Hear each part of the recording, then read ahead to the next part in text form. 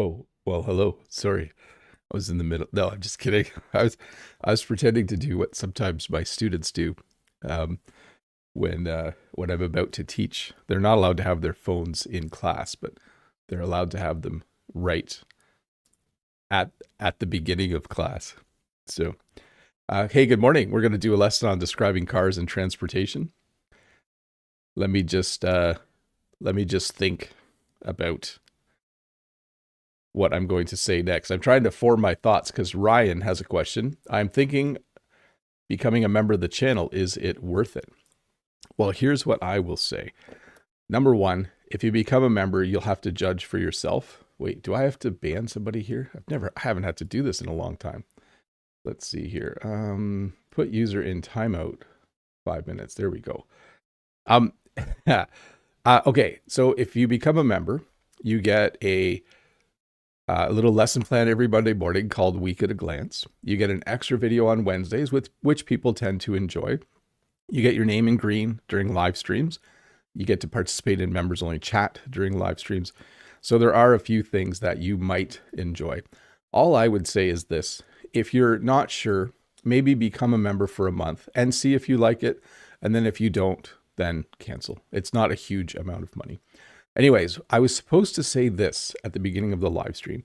If everyone could give a thumbs up below the video, if you appreciate the content that I make and you give a thumbs up right now, it will make YouTube aware that I'm doing something worthwhile for people to watch while I do it live. So if you look below, there's a little thumbs up thing. If you give a thumbs up, that will help the video. So everything's working. Let's formally start the lesson. Well, hello and welcome to this live. I don't usually say live, do I? Should I start again? Sure. 1 second. I have to click something here. There we go. Now everything's working right. Well, hello and welcome to this English lesson about describing cars and transportation. I do want to mention that this isn't just a lesson about cars. This isn't just a lesson, an English lesson for people who love cars. In this English lesson, I will describe cars and trains and the subway, and even one of the slides has a bicycle on it.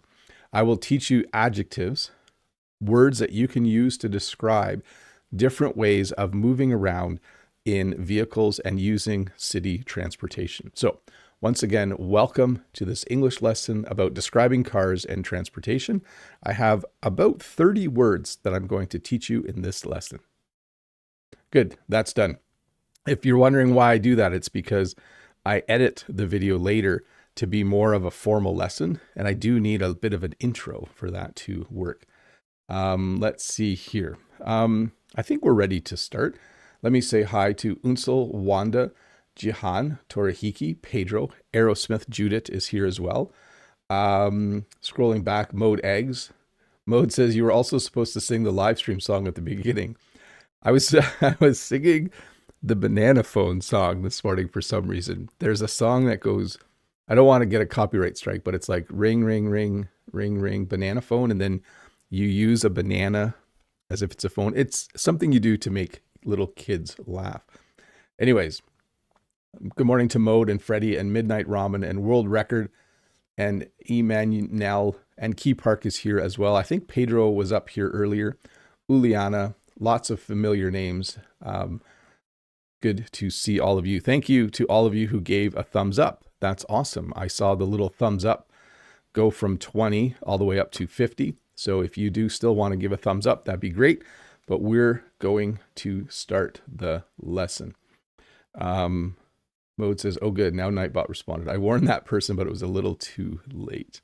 Okay, here we go. Compact. That doesn't say compact. What am I talking about? Cramped. When you describe a form of transportation as cramped, it means having a lot of people inside. You can use this word to describe a train, the subway, a car. If I went to visit someone and I rode with other people in their car, and if there were, let's say it was a smaller car and there were 6 of us in there, it might be really cramped. I would need to sit like this. We also sometimes use the word crowded, but I like the word cramped because I think it gives a better sense of what's happening here. Some of you might say, This this train car isn't that cramped at all. But for me, when I see almost everyone standing when I take the train to Toronto, I feel like it is very cramped. It's very crowded, having a lot of people inside. Spacious. So this is the opposite. You can see that spacious means having a lot of space inside for people. So if you see this vehicle here, it looks like a minivan. Everyone has lots of room, especially the kids in the back seat. They even have some extra room between them. I would say the inside of this minivan is very, very spacious. No one is bumping up against someone else. Everyone has lots of room. They probably could even have some stuff on the seat beside them, but spacious, having a lot of space inside for people. Roomy. Now, this is really just the same as spacious, having plenty of space inside. In fact, spacious and roomy mean the same thing.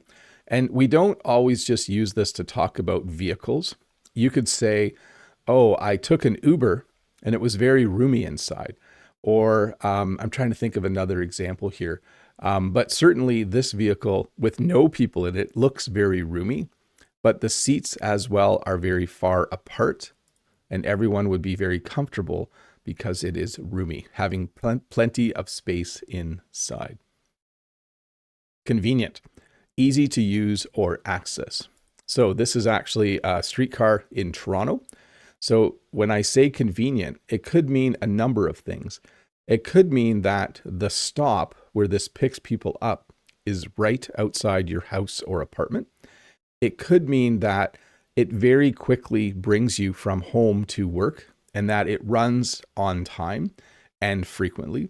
So if I said to someone, you know, I live in Toronto, I don't need a car because the streetcars are so convenient, or the subway is so convenient, or the bus stop is right outside my apartment. It's very convenient. So when you describe a form of transportation as convenient, it means easy to use or access. Packed, completely full of people. So this is similar to cramped, yes, or crowded. When you are on a vehicle that looks like this, you could say it is packed. We wouldn't really use this to talk about a car, though. We would mostly use this to talk about public transportation. The bus was packed. The subway car was packed. You can even use it to talk about a location. The mall was packed yesterday. There were lots of people there. Nimble, moves and turns easily in tight spaces. So there's a reason why DoorDash and Uber Eats and food delivery people use bikes and e-bikes. An e-bike is an electric bike because it moves and turns easily in tight spaces. If I needed to deliver food 2 kilometers away from a restaurant in a city, I would want to use an e-bike or a bike because it's easy to move between cars and buses and people. This is how Bob rides a bike. And so it's nimble. It moves and turns easily in tight spaces. It's probably faster to drive 2 kilometers in a busy city using a bike or e-bike than it is to drive a car. Because with a car, you are the opposite. It's not very nimble. You're stuck in traffic. Gas guzzler. So it uses a large amount of fuel very quickly. This is actually the car that my mom and dad had in the late 80s, I think it was. I think it's a Ford Crown Victoria. And it was a gas guzzler. So you can kind of picture this. When you have a car like this, you fill it up with gas and then it just uses gas very, very quickly. And so we would call it a gas guzzler. Right now, the price of gas in Canada and around the world keeps going up. And so if you have a gas guzzler, it's not very nice. By the way, this is kind of an informal term, gas guzzler. But if you said to someone in Canada or in the United States that, oh, my car is a gas guzzler, they know that it uses a lot of gas. Usually a gas guzzler has a really big engine with lots of cylinders probably an 8-cylinder engine. And when you drive, it uses lots and lots of gas, or petrol if you're in Britain. The opposite, of course, would be fuel efficient, uses a small amount of fuel to travel far. I think this is a Toyota Prius. Oh, it's actually a Prius hybrid, isn't it? You can see that on the front. This is one of the most fuel efficient cars in the world. It uses very little gas or very little fuel, a very small amount to go very, very far. I have a coworker who used to have a Toyota Prius, and he was very, very happy with it because it was so fuel efficient. He could drive so far without filling up with gas that he was amazed every time. His other vehicle was a Ford pickup truck, which would be the opposite. A Ford pickup truck would be a bit more of a gas guzzler, not totally, but his Prius was very, very fuel efficient. Armored and bulletproof. So an armored vehicle is protected with strong materials for safety. So this is a vehicle designed for safety so that the people inside are safe.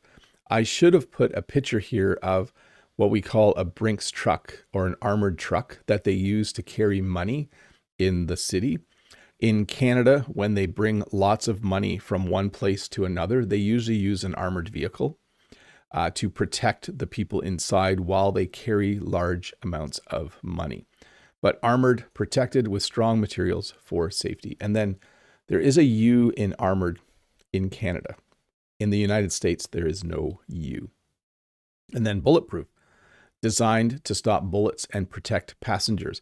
So this might look like a normal vehicle to you, but it probably has bulletproof glass, and the doors and sides are probably bulletproof as well. It's designed to stop bullets and protect passengers. The leaders of countries, when they travel, will often be in a bulletproof vehicle that will look a lot like this in North America. If I saw 4 of these driving down the highway, I would think it must be Prime Minister Carney. It must be the leader of our country, because that's usually who would drive around in a bulletproof vehicle like that. Modern uses new design and up-to-date technology. So I do not have modern vehicles. In fact, the last vehicle I bought was the first vehicle to have a backup camera, which to me was really modern, but the vehicle is 10 years old.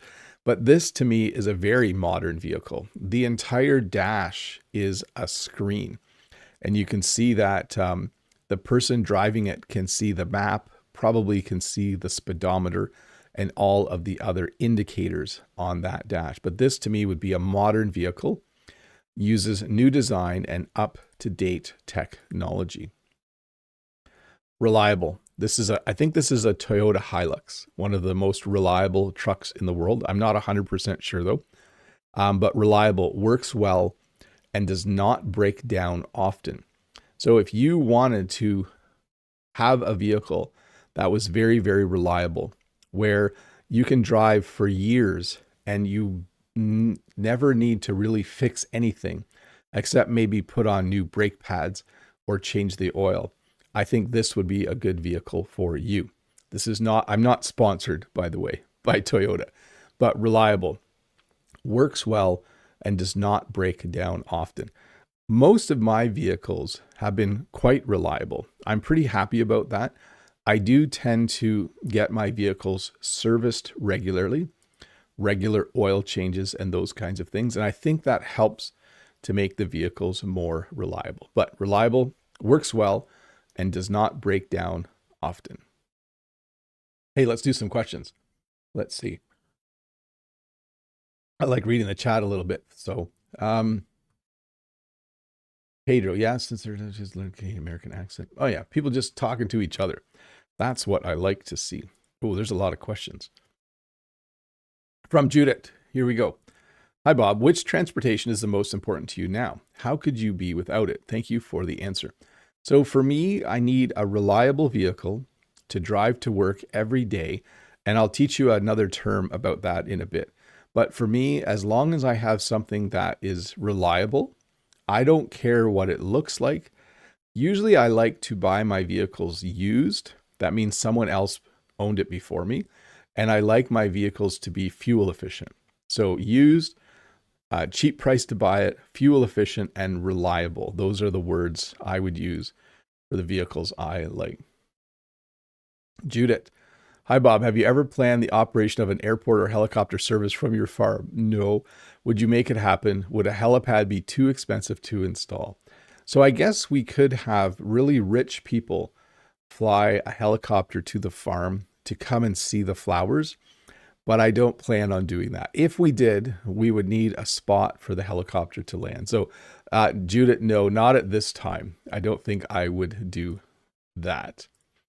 And then, hi, Bob. Have you ever thought of going to work by bike? Perhaps it'd be healthier, but more time energy consuming. Thank you for your answer. So there's two things that prevent me from doing this. Number one, the roads that I use to get to work are very, very busy. And I'm not sure it's really safe. Like people drive 100 to 120 kilometers an hour. The speed limit is 80 though. The second thing is from about November till March, it's really cold. I don't know if I would enjoy being on a bike.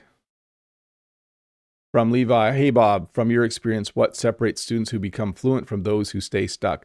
Consistency, and then being able to reflect on their own learning. So there's two things. You have to study every day, or at least 5 or 6 days a week. But you also need to challenge yourself a little bit every time. Those are the two things that I think are very, very helpful. Let's see. From Levi again, what's up, Bob? How important is consistency versus intensity when learning English? I saw your short about this. So I think consistency is key in everything. But let me put it this way. If you tried to lift 1,000 pounds every day and failed. So you have consistency, but it's the wrong level of intensity. You should be lifting 10 pounds every day, and then eventually 12 pounds, and then eventually 15 pounds. So you do have to make sure that your consistency is done doing something that is very, very valuable. Let me just check something here for a sec. Okay, we got a couple more. Let me see here. From Levi, hey Bob, are there certain transportation related words that learners understand but rarely use correctly in real conversations? No, I would say of the 30 words I'm teaching today, most people use these regularly and correctly. Like when I use the word roomy or spacious. Oh, your new van's very spacious. The bus is very convenient. I just moved to Toronto and the bus is very convenient, but it's always packed. So I wish I had a bike because it's more nimble. Those are all very, very common. And then last one from Levi, is it more important for learners to build a wide vocabulary for transportation or to master a small set of words and use them really well? So this comes up a lot. Number one, you don't need to learn vocabulary so that you always use it. But you do need to learn a lot of vocabulary so you understand it. So I would say when I teach these 30 words for transportation, you need to understand all of them if an English speaker uses it, but you only need to learn about 10 of them for your own conversation. That's always the tricky part, isn't it? About vocabulary. You need to know a lot so you can understand things. From Fritz, hi Bob, I hope you're doing well. If you were to buy a new car, would you prefer to buy an electric car or a car with an internal combustion engine? Fritz. So first of all, Fritz, that is a great sentence. Let me read it again.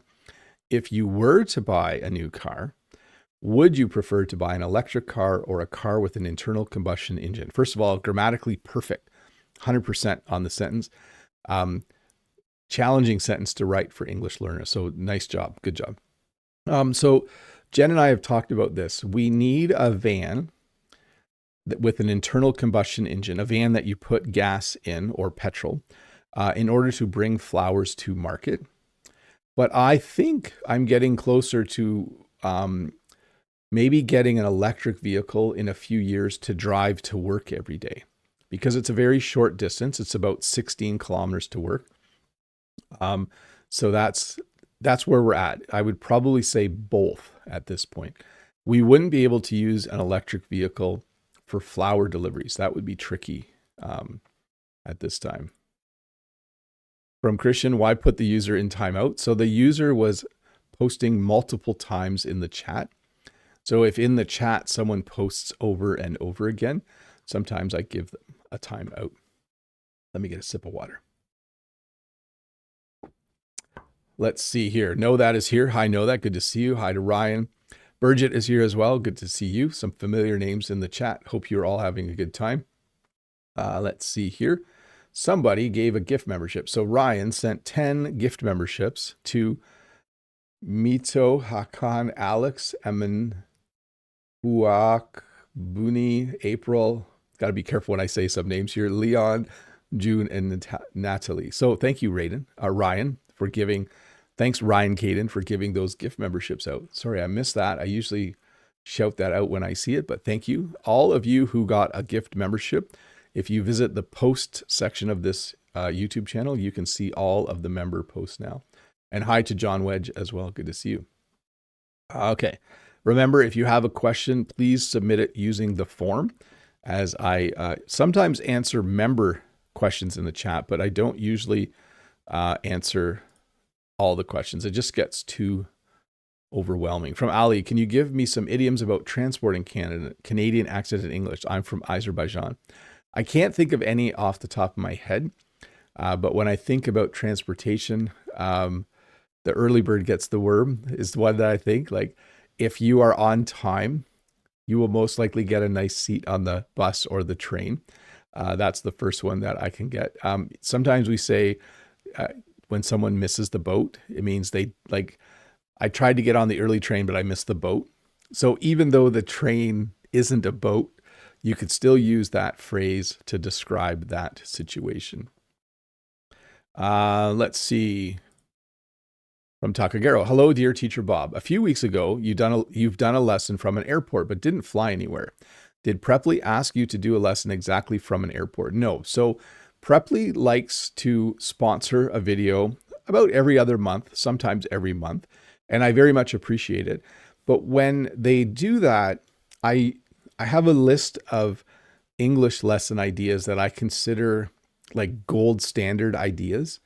And so I usually use one of those because they're giving me some money to help pay for the video, and I want the video to do really well. And so I don't want to do, a very simple video or a quick and easy video. So when I do a sponsored video, I try to do something that's a little more special, a little harder to do because it's hard to go to a public place. So, and I do have another one coming up in a few weeks that I'm going to again do in a public place. So that's the reason. They don't tell me where to go. In fact, they just say, hey, can you do a sponsored video and mention Preply? And so I don't mind doing that because they're very generous and it's very helpful to keep my channel alive and running. Okay, should we get back to the lesson? We should. If you still have questions, please put them in the form and I will be happy to answer them. Also, if you don't mind giving a thumbs up, I would appreciate it if you can find the spot below the video. I think that would be very, very helpful for me and the channel. Here we go. Dependable. Can be trusted to work consistently over time. So you might be wondering, what's the difference between dependable and reliable? They're pretty much the same thing. When you say a car is dependable, it means it works when you turn the key all the time. If you say, public transit is very dependable here in the city, it means that when you go to get on the bus comes on time. When you go to take the train comes on time and leaves on time. It's very dependable. It's very reliable. So can be trusted to work consistently over time. High speed, able to travel very quickly. If you're wondering where the idea for this lesson came, we are supposed to be building a high-speed train in Ontario, Canada, that's going to run from, I think, Montreal to Ottawa to start, and then it will expand. I really hope this does happen.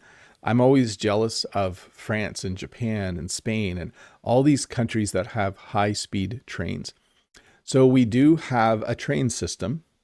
Jen and I can take the train from close to where we live to Toronto, but the train only goes about 70 or 80 kilometers per hour. A high-speed train goes 150 to 300 kilometers per hour. Like, a high-speed train is very, very fast. And so I am really looking forward to that. It will be in 10 years. I think it takes a while to build these things, but high speed, able to travel very quickly.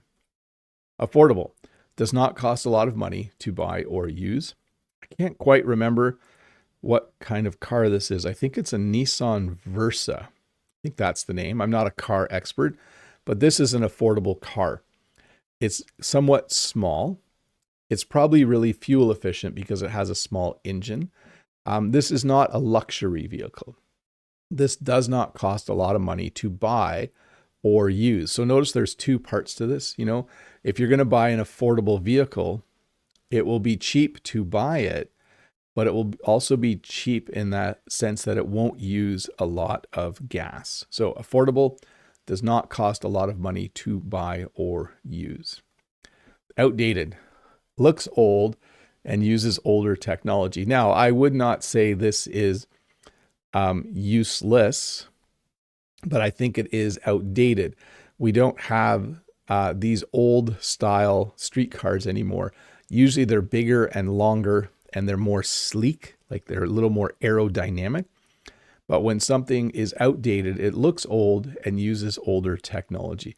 I would say this is probably 50 to 100 years old, and it's a little bit outdated. But if you were somewhere as a tourist, this would be a fun way to travel in a trolley car or streetcar. There's a variety of names. Outdated, looks old, and uses older technology.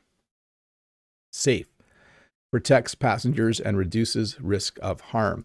So I don't know if there's truth to this, but we have been told that Volvo makes extremely safe vehicles.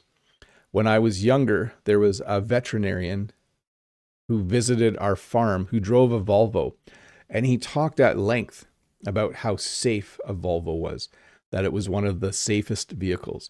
So it's designed to keep passengers safe.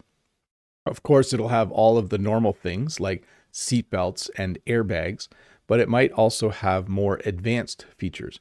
Even the design of the vehicle might just be better in the sense that if you got in an accident, you would be better protected. So safe, protects passengers, and reduces risk of harm. Expensive. So here we have something that costs a lot of money. This is a vehicle that I would never buy, although I do like the color orange. That is a pretty nice looking car, but it is expensive. It costs a lot of money. Let me put it this way. If I sold everything I own, I don't think I could buy this car. Maybe, no, I don't think I could. If I sold the farm, the problem is I have debt. So if I sold everything I owned, I still would have to pay off my debt. Like, I have a loan from the bank that I used to buy the farm, which is called a mortgage. So this is not going to happen. I might buy an orange minivan someday. We'll see. But there you go. Expensive, costs a lot of money. Cheap. This is not my vehicle, but I do own one exactly like this. Cheap, costs very little money. So my Chevy Uplander, by the way, there's a car company called Chevrolet, and we sometimes just call it a Chev or a Chevy. I bought this a month after I had heart surgery for very little money. I think it was only $5,000 to buy this van, which might sound like a lot, but in Canada, that's pretty cheap. And I think it only had 60,000 kilometers on it, or 80,000 kilometers. I still consider this one of the best vehicles I ever bought. It was very reliable, still is, and it was cheap. So it costs very little money. So very affordable. very cheap. One of my favorite vehicles, kind of roomy, like not super spacious inside, but definitely not too bad, but cheap, costs very little money. Brand new. So I have never bought a brand new vehicle. So brand new means has not had a previous owner, new.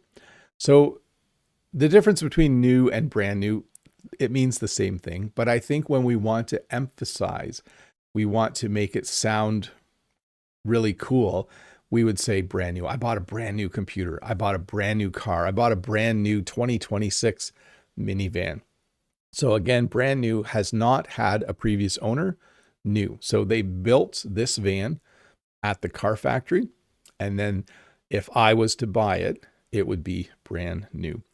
So yeah, I've never bought a brand new vehicle. I know a friend of mine buys brand new vehicles all the time, but I think he makes a lot more money than me. I usually buy used vehicles. So a used vehicle has been owned before by someone. So you can see the sign says used cars and trucks. So if I had lots of money, I would buy a brand new minivan. But because I don't, because I'm just a normal person with a normal life, I usually buy used. So I go to the local car lot and I look at all of the used vehicles that are there and I pick out something that I think Jen and I will like and we test drive it. So usually I will drive the vehicle home and then Jen will get in and we'll drive it around. And then I will drop Jen back off at the farm and bring it back to the used car dealer. And then I will decide if we want to buy it. So used has been owned before by someone. Hey, let's do members only chat. And if you are new here, don't leave because I will resume the lesson in just a bit. But first I need to turn on members only chat. If you are a member of the channel, you will be able to, why can I never remember where this is? There we go. Members, say, if you are a member of the channel, you will be able to ask questions directly in the chat. Let me explain memberships for all of you. Memberships are where you give a small amount of money every month, and then you get some extra things. You get a lesson plan on Monday, which gives you some ideas for things you can do during the week to improve your English. It comes out on the posts section as a members only post on this YouTube channel. You also get a video called Wednesdays with Bob every Wednesday, which is a short 3-minute video where I talk about a variety of things in life. And even though it's not a traditional English lesson, it does have perfect subtitles, word for word, and the transcript is in the description below that video. So you get some real life materials for English listening practice. And then of course you get a crown by your name in the chat. You get your name in green in the chat and you get to participate in members only chat. So that's really fun. John Wedge in the chat says, hey, don't forget to give a thumbs up. This will be my first advice. Ha ha ha. No, that says, hey Bob, what are your plans for today and this weekend, Bob? Got anything special planned for the end of your spring break? Thanks, sir. So I am working for the weekend. That's kind of a little phrase in English. I do have to go tomorrow and I do have to make a video lesson, but not for this coming Tuesday. It will be for the Tuesday after. And then I do have to make a video for this coming Tuesday as well. So I'm going to try and get that work done tomorrow on Saturday. The week didn't turn out as nicely as we had hoped for farm work. It's been cold and snowy. There was one day where it got a little bit warm, but now it's kind of gross again. So nothing special. Today I am going shopping though. I'm going to the mall. I need a new pair of running shoes. I think I've worn mine out. Okay, continuing from the chat, Ryan, who is a member now. Thanks, Ryan. Oh, I thought that he was from my country, probably having a conversation with someone else. Mode says, I wish, but no, I'm just interested in Brazilian Portuguese. Still haven't decided whether I should learn it for real. Mode's going to be a polyglot. 3 languages now, Mo, maybe 4. Bridget, Bob, have you done something special during your spring break? No, I didn't do anything special, unless you consider this special. I am in my mid-50s, and in Canada, when you turn 50, and then when you're in your mid-50s, and when you turn 60, every 5 years, you go to the doctor for something called a checkup or a physical, or they just want to make sure that everything is good. So I did do that this week. I had a couple of appointments on Monday and Tuesday, just routine things, blood work and all that kind of stuff. Nothing is wrong. Everything's good. But it's a routine thing you do. And I thought I might as well just do it during spring break because I have the time. So nothing really special, but yeah. Let's see. John Wedge says, yeah, I'm the official guy to ask for a thumbs up. And I do appreciate it, John. John has probably helped to grow this channel as much as anybody. And then know that saying to John, that's good to hear. So far, so good on my end. Thanks for asking. Une says, I'm helpful for your video. So I am glad my videos are helpful. I have very much enjoyed doing this for the last 9 and a bit years, and I am going to continue doing it. From Ryan, having a conversation with Mode. I'm going to try and sort through these. Cy Sandy, about this week's glance. I never got a speed or red light ticket when I drive, but I did get a red light ticket when I was on foot because I crossed the street while it was we don't have that in Canada. You can get a red light ticket, but they took all the speed cameras down. The government said they're not allowed anymore.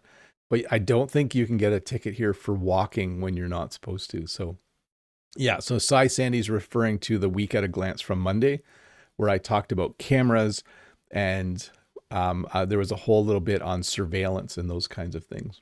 Know that says, if my memory serves me right, Bob, great use of the phrase, by the way, if my memory serves me right, Bob, you once mentioned that the school buses don't stop near your house anymore. Do you know why that decision was made back then? There's no real kids on our road. So I'm not sure what you might be referring to, but I will say this. School buses used to stop at every house, and now some kids have to walk and gather at one house in order to get picked up. Mode says, but there's a good number of Brazilians here. Maybe Bob needs to start handing out some fam casados in these live streams. So there was, I will say this once, say this about Brazilians. There was this really funny moment early in my live streaming career where there were a lot of Brazilians in the channel. And then there were a lot of people from another country that I won't name. And there was this huge argument in the chat about football, soccer, football, whatever you want to call it. And that's when I started to get moderators. If you remember back when I had moderators in the chat. Yeah, that was one of my first experiences with having people argue in the chat, but they were arguing in English. So I thought that was good. Let's see that. Let's see here. Pedro says, I was doing chores, but I am back again. Good to have you back. Ryan says, I teach at a school called Full English in Brazil and often use your videos in class. Awesome. Some of my Brazilian students here might be from my classes. Could be. I appreciate that you're doing that. I try to make sure all of my lessons are safe to use in school.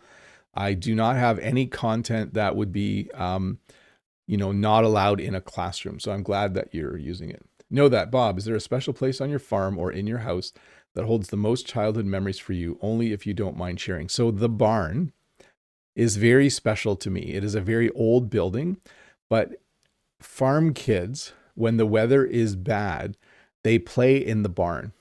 So we have in the upper part of the barn is where all the hay was. So I have very good memories of building forts, building swings. We had a large rope from the ceiling of the barn and you could swing on the rope. So I would say that's a very special place for me. The same place where I hope to start doing archery again. Give me 1 sec here.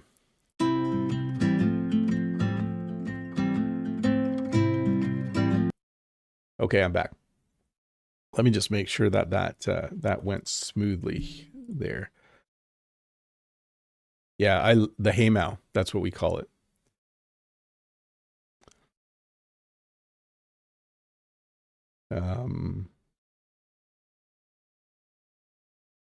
Okay, so Mode says, I like this comment. Mode says, wow, that's awesome. I guess no more chopping down speed cameras in your area. Yep, the speed camera vigilantes no longer have to remove the speed cameras. So we had cameras that would give speeding tickets, and people would chop them down. Like they would come with a saw in the night and cut the metal pole. Let's see here. Ryan says, they love your classes, Bob. They say it's so easy to understand. I am happy to hear that. Sai Sandy says, I was stopped by a police. Perhaps they should be more pedestrian friendly. Yes, it's always nice when police are a bit more pedestrian friendly. Okay, I'm going to get a question up on the screen here. We'll get back to the lesson in about 2 minutes. I'll keep an eye on the chat. Unsel says, hi, Mr. Bob. How common is public transportation where you live? What do people mostly use? And is there any type you wish was nearby? You're awesome. Thanks. So in my area, buses are the most common. But as you get closer to the city, I would say the GO train is very common. If you want to go to the city of Toronto, we often take the GO train. And once you're in Toronto, I usually see a lot of buses. There are a lot of streetcars. There is a subway in Toronto as well. And then a lot of people use Uber or other ride-share services. Okay, in the chat, let me just scroll back in the chat. I want to make sure I didn't miss it. There's a lot going on in the chat. Maybe instead I'll just say, if I missed your post in the chat as a member, I'm sorry. Just yell it out again because it's hard to scroll back. Let's see here. Ryan, Bob, what was the most amount spent to make a single video like the one about food? Like money-wise, about $30. Time-wise, about 15 hours probably on that video. Because you can spend time or money, right? So that's the answer. Wanda, hi, Teacher Bob. Here in Brazil, we also use alcohol as fuel. Do you have this possibility in your country? No. You generally buy your fuel from the gas station. Know that. Okay, I didn't know they stopped at every house.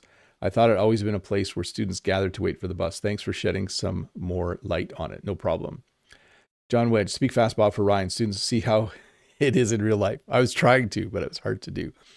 Let's see. Freddie Wolf says, in France, if you saw any speed camera, you can get 5 years vacation in the shade. Like if you saw it down. Yes. And it's not a real vacation. It's he's referring to prison, I believe. Know that. Speaking of memories from the past, is there a place, area, or even building in your town that gives you a blast from the past? I mean, besides the famous bridge. Thanks for answering my questions. That bridge is a good example because my grandparents lived close to that bridge.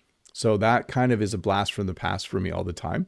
When I'm in that area of town, I have very fond memories of my grandparents and all of that.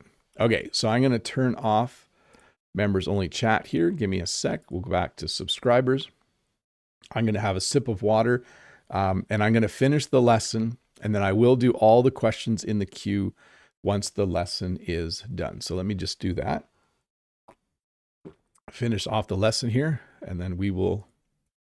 High performance, built for speed, power, and good handling. So when you have a high performance car, it's probably not fuel efficient, but it's probably a lot of fun to drive. So I think this is a Corvette. It's an American sports car, and it is a high performance car. The engine produces a lot of horsepower. The engine has a lot of power. The car is built to go fast. It's built for speed. And when they say good handling, they mean if you turn quickly while going really fast, it doesn't start sliding. It holds or grips the road. So high performance, built for speed, power, and good handling. That is a nice looking car, by the way. Most high performance cars also look really, really cool. Heavy duty. Do you like the way I said that? Heavy duty. Made for tough work conditions. So this is a large Ford pickup truck pulling a big load of round bales of hay. This is a heavy duty pickup truck. This is not a normal pickup truck. Let me make it bigger again. You can see how it has what we call dualies on the back. That means there's 2 tires beside each other. It's also just called duals, but this truck is a heavy duty truck made for tough work conditions. It probably has also a lot of horsepower. The engine produces a lot of power, but not so the truck can go fast like a sports car. Instead, so the truck can do work. It can pull a trailer. It can do things that this car would never be able to do. So heavy duty, made for tough work and work conditions. You can probably put a lot in the back of this truck as well. It would probably do a good job. Compact, small in size, and easy to park or drive. So this is a small little compact car. A compact car usually only has 2 doors. It might only be made for 2 people, but I'm pretty sure it's a little bit cramped inside. I think if you were taller, like if you were 6 feet tall or taller, I don't know what that is in centimeters, sorry, you probably would find this car a little cramped. But compact, small in size, and easy to park or drive.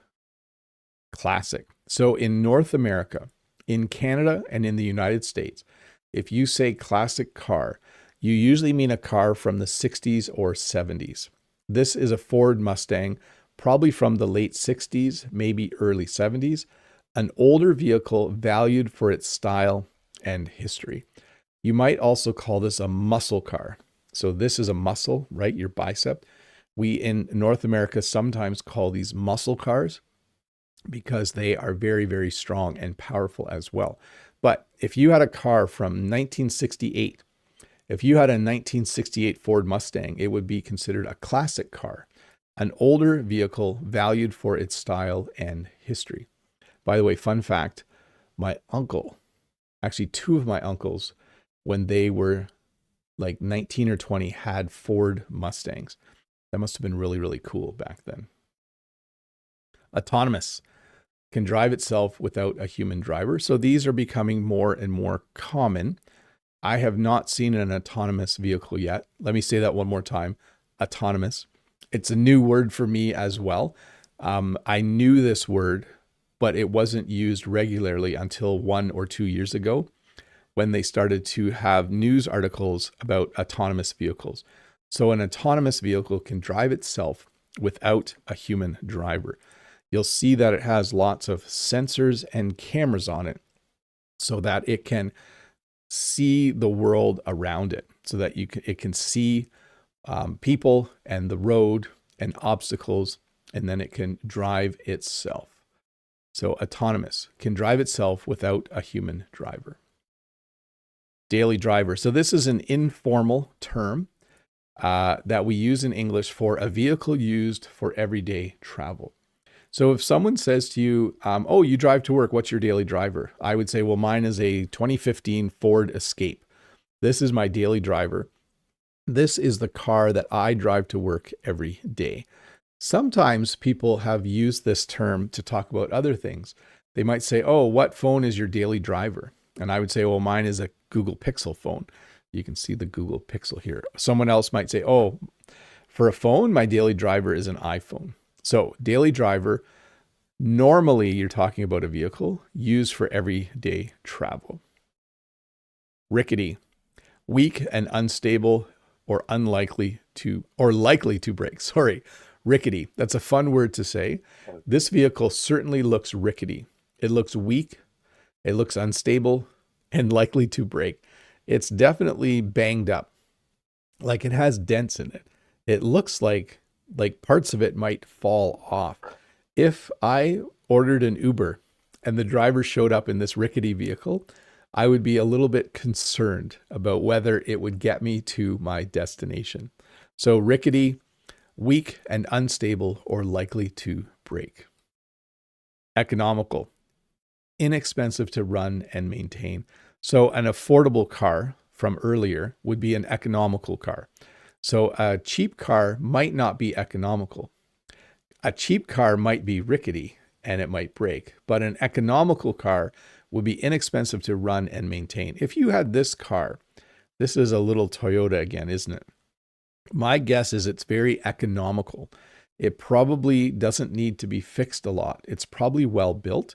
And more importantly, it probably doesn't use very much gas when you are driving it. So economical, another fun word to say, rickety, economical, inexpensive to run and maintain. Versatile, can be used for many different purposes. So one of the reasons why I like owning a minivan is it's very versatile. If you put all the seats down in a minivan, you can put an entire sheet of what we call plywood in the back. So this is a 4x8 sheet of plywood. You're learning a little bit about wood as well. It's 4 feet wide and 8 feet long. That is a standard size for a piece of plywood in Ontario, Canada, and in North America. And it fits in the back of most minivans if you have all the seats down. So a minivan is very, very versatile, can be used for many different purposes. A pickup truck is also very versatile. I could use a pickup truck as my daily driver. I could have a pickup truck and drive it to work. I could use it to commute to work and back, but I could also use it to help my cousin move on the weekend. It's very, very versatile. So versatile can be used for many different purposes. Hey, that's the formal end of the lesson, but I do have about 15 questions to answer yet. So stick around. Let's do that next. Let me have a sip of water. Mode says, people have been ranting about autonomous self-driving cars since 2010, like it's a reality. It's now 2026 and they're still not fully out. That's true. I have seen, like, there's some places in the US where they have Waymo, where they drive themselves. Let's see. Justinia says, when will I see or hear something about cosmetics or something for women? Well, this lesson was not just for men. This is all common vocabulary, but I will put that on the list. And as much as I don't know a lot about mascara or lipstick or anything like that, I will see if I could do a lesson about it. Ryan says, there's a lot of Brazilians in here. I've counted 10 already. That doesn't surprise me. One of the reasons why is because the time zone is the same as me. Pedro says, classic cars are very nice. And then Ryan, did he show an example of an electric car? I don't remember. I didn't want to show types of cars. So I wasn't sure what to do with EV. So we would call that kind of car an EV or electric vehicle. But I might do a lesson on that in the future. Okay, let's get a question on the screen from Unsel. Here we go. With the rise in fuel prices, there have been increases in shipping costs, food prices, utility bills, etc. What idioms, verbs, and emotions would you use to talk about this? So the other day, I would use the phrase pulling my hair out. The other day, I drove by a gas station and gas was $1.49 a liter. And I thought, wow, that's expensive. And I needed gas, but I didn't stop in. And then when I got to my town, gas was $1.60 a liter. So I was pulling my hair out. When you're pulling your hair out, it means you're annoyed or worried or, I would say annoyed. But yeah, things are getting expensive. It's not very nice at all. From Unabi. Hi, Mr. Bob. What do you think about electric cars or EVs? EV, electric vehicle. Are they really our future of transportation, especially considering constant rising of the gas prices? So some people have strong opinions about electric vehicles. I just think we will probably all have electric vehicles in 50 years. And I think we are going to, as the world is going to just slowly transition away from oil. I don't think it's going to go as fast as some people want it to. I'm not ready to buy an electric vehicle as my main vehicle. But as I said before, I could see us owning, an internal combustion engine vehicle and an EV. But I think we're just in a transition. I think in 30 to 50 years, probably most vehicles will be electric. Mode, the OG, the real mode. Hey, Mr. Bob, why don't you have a sip of water and relax a bit?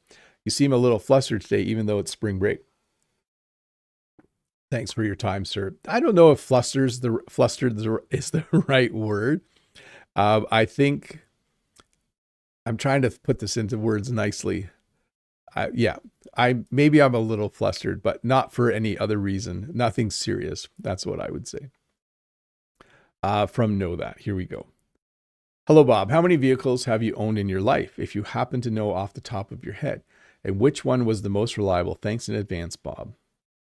So 1, 2, 3, 4, 5, 6, 7, 8. I think I'm on my ninth vehicle, probably maybe 10th. Which one was the most reliable? I have had good luck with vehicles. Almost every vehicle I own, I have I keep them well maintained, as I mentioned before. So most have been quite reliable. Um, Unsel, when renting a car, what expressions would you use to tell the rental company what you need? Thanks a lot. You're awesome. I would probably try to rent something that's affordable and fuel efficient. Those would be the two things I would probably say. I wouldn't worry about whether it's reliable, because if I'm renting a car, I'm assuming it is reliable, that it's well maintained and reliable. But I would want something that uses very little gas. I would also want something that's relatively new. But here in Canada, if you rent a car, they're usually new cars. They're only a year or two old. So, McKenna. Morning, Bob. What do you think about being fluent in English but not having good pronunciation? I think the best thing to do is to find someone to help you reduce your accent. There are English tutors who specialize in accent reduction. There is a link below this video to a place called Preply, where you could find a tutor to help you with exactly that. Just do a search for someone who helps with accent reduction. From Elena, hi Bob, could you please describe the metro subway in Toronto? Is it convenient? Do you have any elevators or just escalators? What's the average waiting time? So things in Ontario, Canada, in the city of Toronto usually run on time. So if you arrive in Toronto, you can take the GO train, which goes to other parts of the city that are far away. You can take the subway, which is below the city and will take you to places in the city. You can also, there's something called the TTC. I think it's the Toronto Transit Commission, and they have electric streetcars, or light rail, we sometimes call it.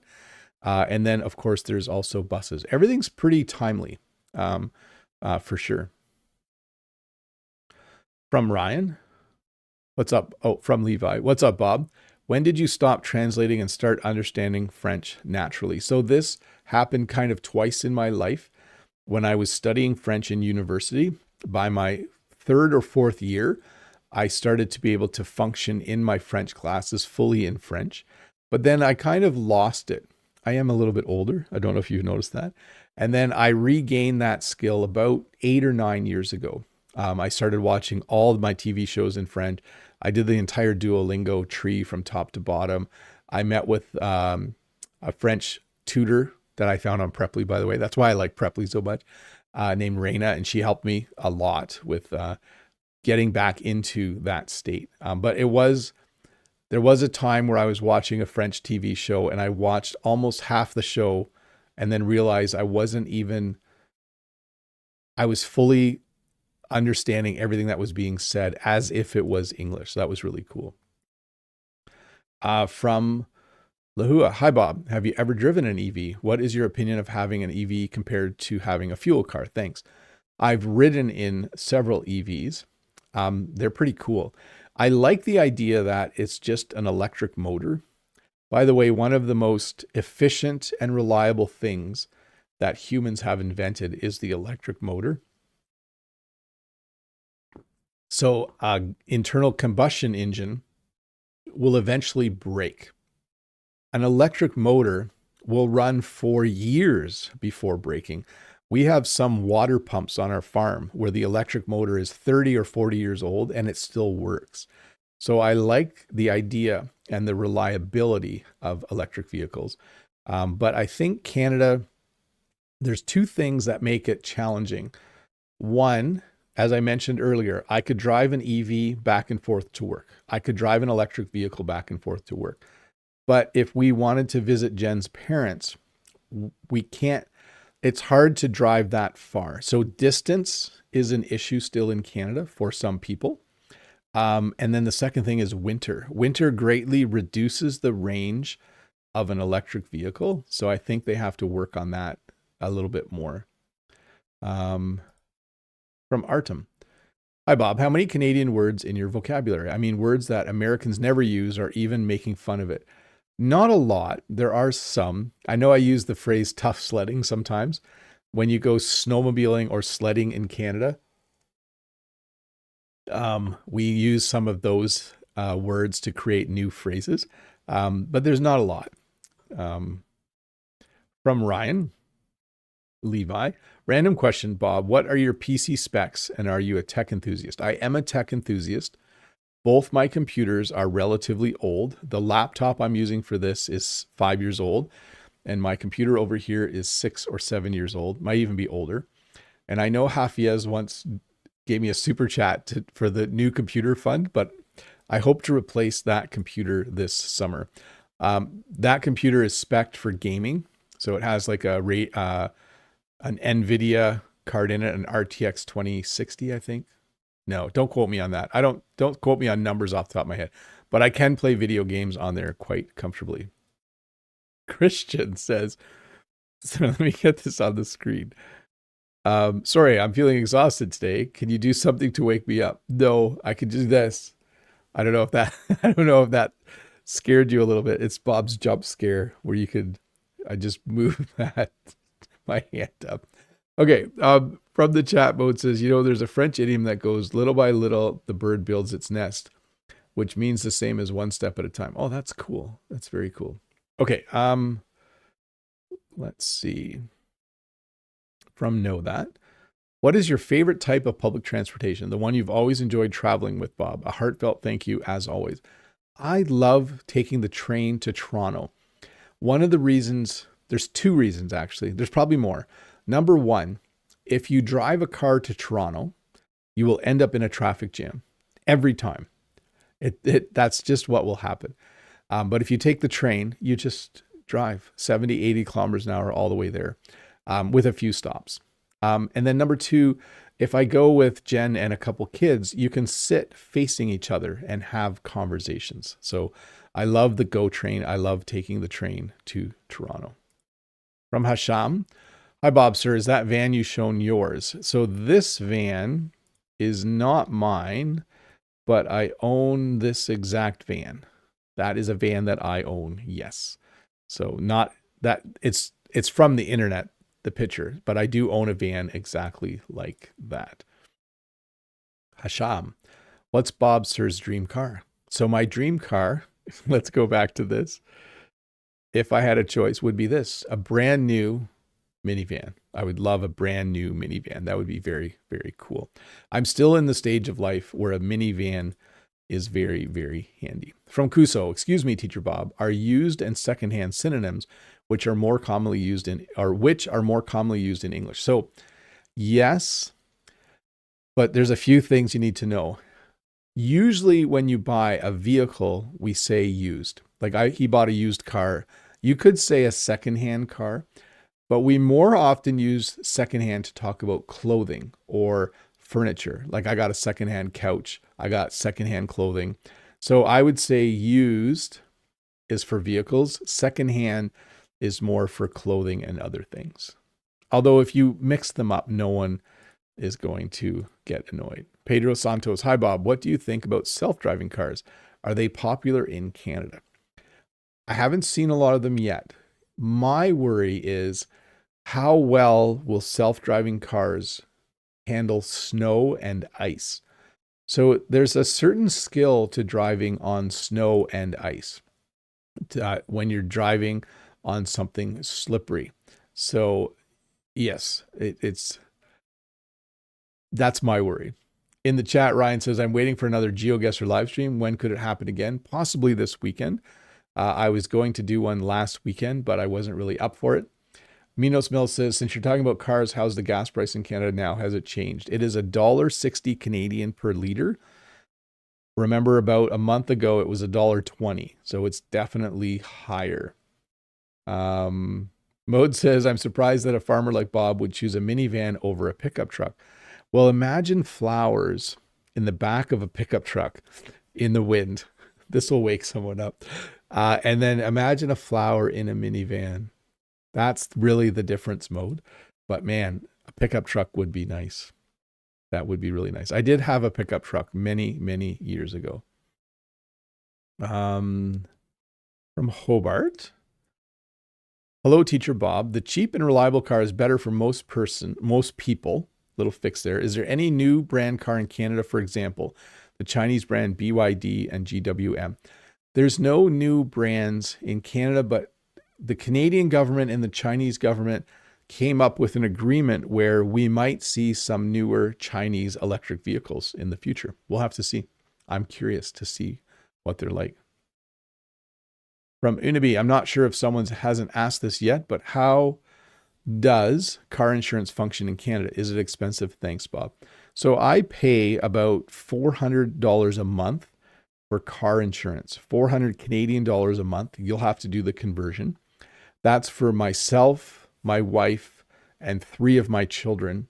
And that's insurance for 3 vehicles. Now, I do have a clean driving record. Well, it's not perfectly clean. I did get a speeding ticket 2 or 3 years ago. And that helps keep your insurance low. If you get a lot of speeding tickets, your insurance goes up. And that protects me in case of an accident. Judith says, hi, Bob. Is there any chance for a GeoGuessr this weekend? Yes, possibly Sunday night, but we'll see. I'm not sure. Why don't you guys tell me in the chat what's the best time of day for GeoGuessr? And we're going to get all different times in Eastern Standard Time, if possible. Mikhailo. Hi, sir. What was your preferences when you chosen your own car, and why is it so? So I like a car that is cheap, like affordable. I also like a car that I wanted it to be fuel efficient because I was driving the van to work and it was using a lot of gas. And then I wanted a few features. I wanted a backup camera. And I wanted heated seats. So those were 2 things that I really, really wanted. Austin's asking about idioms. I can't think of any off the top of my head. How's everything going, Bob? Are there any idioms or slang related to cars and transportation and driving? Do you know any car or transportation idioms or slang? I would need to do a whole lesson on that because off the top of my head, I'm trying to, I can't really think of any. Last question. Abdul says, how to learn English perfectly. Practice, practice, practice. Make sure you're practicing your reading, writing, listening, and speaking. Make sure you are constantly learning new vocabulary, and make sure you are learning some grammar at some time. Unibi says, have to get back to work. Thanks for this really useful lesson, Mr. Bob. Bye. No problem. Yes, we're done, I think. I'm just going to scroll back. Mikhailo says, what is insurance that? So insurance is money you pay so that if you get in an accident, the insurance company pays to fix all the cars and take care of people if they were hurt. That's what insurance is. Okay. I think I'm going to wrap this up. Know that says, thanks for the great lesson and your time, Bob. Wishing you and your family a wonderful Friday and a great weekend. Take good care of yourselves. Thanks again for answering my questions. No problem. Unsel says, thanks for the lesson. By the way, I was watching the live stream from both my accounts and my sister's account at the same time.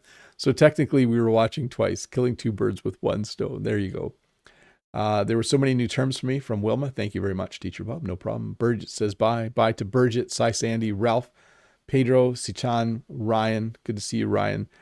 Chatting it up as a new member. Tolik says, thanks, Bob. Bye to Uliana. Mode says, thanks for the awesome lesson. Warden of the North.